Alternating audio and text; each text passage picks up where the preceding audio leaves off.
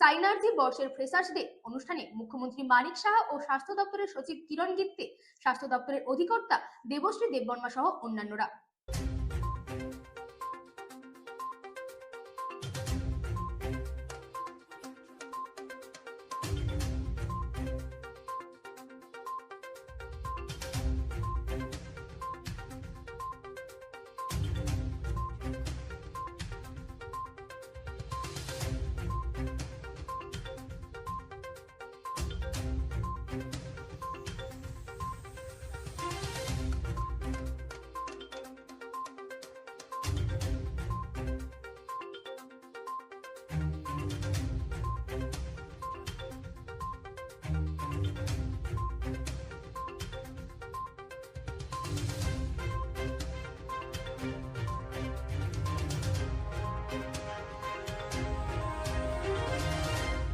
টাঙ্গের মধ্যে একটা আলসার এসছে,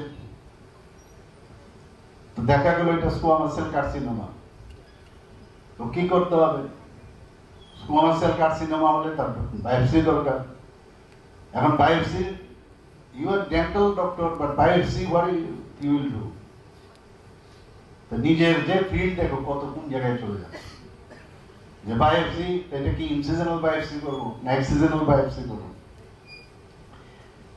এখন আমাদের সমস্যা হয়, আমরা যদি অ্যানাটমিটা প্রপারলি না পড়ি, অ্যানাটমিকে যদি ভালো করে আইডিয়া না থাকে, এটা ভীত সন্ত্রস্ত একটা থাকে যে আমি যদি বায়োপসিটা নিতে যাই, এটা কি শুধু উপর থেকে নেব নাকি আরো ভিতরে যাব, না বেসমেন্ট মেমব্রেন অব্দি যাব, না বেসমেন্টের নিচে যাব? এই যে জানকারি সেটা থাকতে হবে। এবং তার যদি কোনো দেখা যায় ওই জায়গায় ব্লিডিং হচ্ছে, তাকে ম্যানেজমেন্ট করা, সেই কনফিডেন্স ডেভেলপ করতে হবে।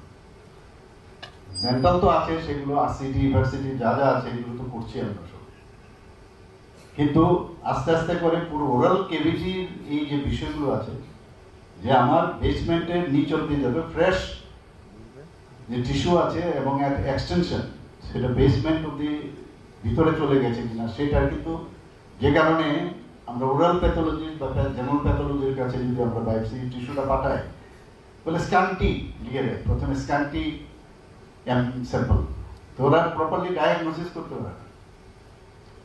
এর জন্য যে কনফিডেন্স থাকার দরকার একজন স্টুডেন্ট হিসেবে।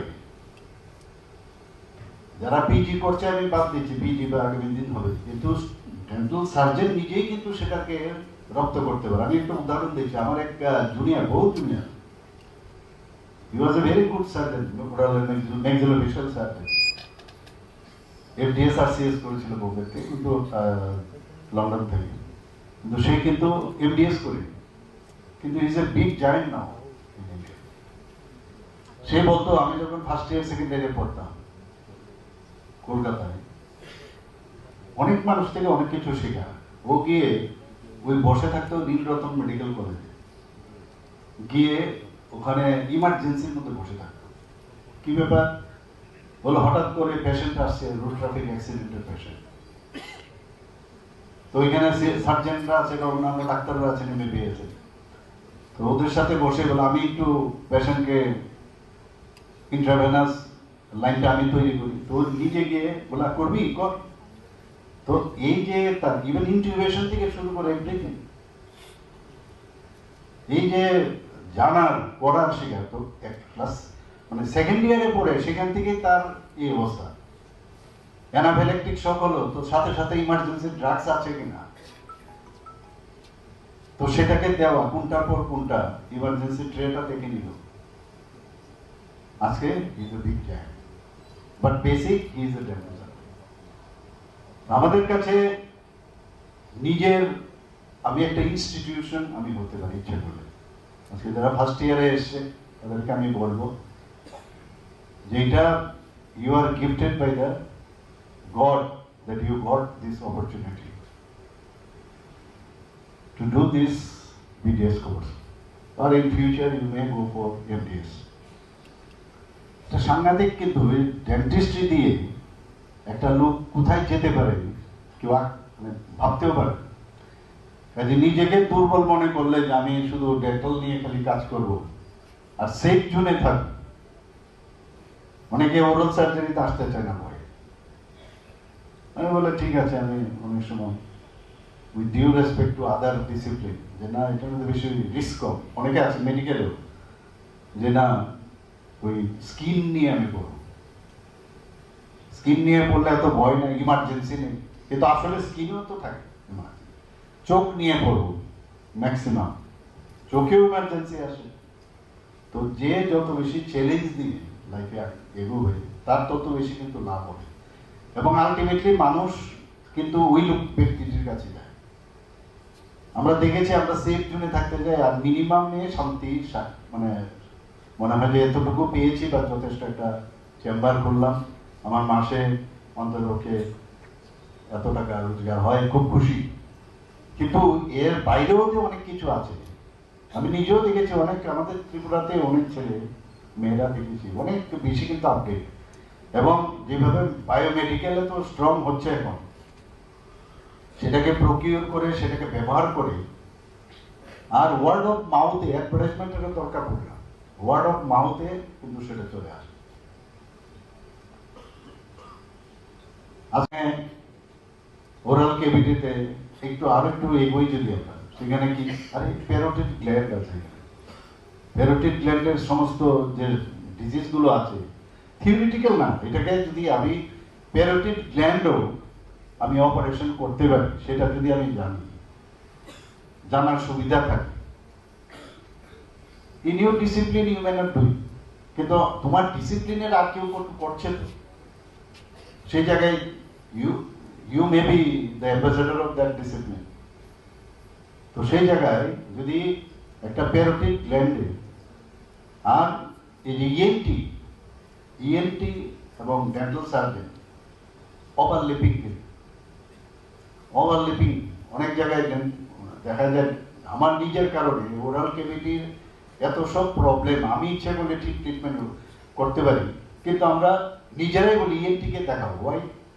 অর্থাৎ নিজের উপর কনফিডেন্স। স্কোয়ামাস সেল কার্সিনোমা তো একটা আছেই, এবং ওরাল সাবমিউকাস ফাইব্রোসিস, মুখ খুলতে পারছে না, আমি কেন যাবো পেশেন্টকে পাঠাবো ইএনটিতে?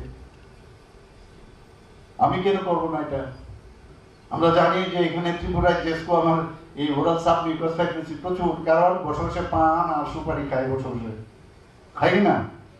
তো একটা অ্যাওয়ারনেস করা, তাকে বলা, তো যখন বলবে বলার সময় কিন্তু থিওরিটিক্যাল যে অ্যাডভাইস সেটাও কিন্তু বড়, এবং সেটা তখনই হবে যখন আমার কাছে সেই জ্ঞানটা থাকে যে সুপুরি খেলে কি হয়।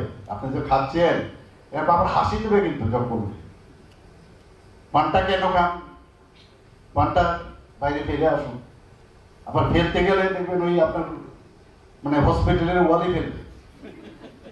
আর যদি বলেন যে আরে এখানে কেন ফেললেন, মে গরিব হো, আরে গরিবের সাথে তোমার এটা কি সম্পর্ক? এরকম অদ্ভুত অদ্ভুত ঘটনা কিন্তু আমি দেখেছি। গরিব হ্যাঁ তো ইয়া কেউ দেখতে, তো this are all sense of humour, মানুষের জীবনে এগুলো থাকে। কিন্তু একদিকে কিন্তু তাকে বলা যে পান সুপারি খাবেন না প্লিজ। আমি এরকমও দেখেছি যে ফলো আপ কেসে ম্যান্ডিবুলেক্টমি হয়েছে, ম্যান্ডিবুলেক্টমির পর দেখাতে এসছে ফলো আপ আফটার 3 ইয়ার্স, ওর মুখের ভিতর দেখি পান আর সুপারি। আমি ওকে বকবো না কি করবো আমি বুঝতে পারছি না। মানে আপনার কি কোনো সেন্স নেই? আর বাকি শব্দগুলো আর এখানে বললাম না, এখানে তো বসে আছে সব আমাদের রিপোর্টার ভাইরা। তো বলার পরে আমি মানে আদত সে মজবুর আমি খাবো, আমার যাই হোক। আমার এখন আমি জানি না ও কোথায় আছে, এখন 5 বছর অব্দি তো কনফার্ম বাঁচবে, এখন জানি না কোথায়। তো এরকম লোকও কিন্তু আছে। তো এইগুলো কিন্তু অ্যাওয়ারনেসের মধ্যে নিজেকে যদি প্রতিষ্ঠিত করতে হয়, আমাদের জ্ঞান যদি ভালো থাকে, সেটা সমাজের মধ্যে এই যে ডেন্টাল খালি বলে, বাকি আজকে প্যারোটিড থেকে আরম্ভ করে আমাদের সাবমেন্ডিবুলার হোক, সাবলিঙ্গুয়ালি হোক, আর ভগবান এমন সব জিনিস দিয়ে রেখেছেন ভিতরে, মিলিয়ন্স অফ মাইনর সেলেভারি গ্ল্যান্ডসও দিয়েছে, মেজর সেলেভারি গ্ল্যান্ডস তো আছে, যে মুখ কোথাও যেন আমরা শুকিয়ে না থাকি। We should not be dry. তো মুখটাও এই সেলিভারির সিক্রেশন দিয়ে মুখটাকে কিন্তু সবসময় ময়েস্ট রাখে। We should be very moist in all aspect.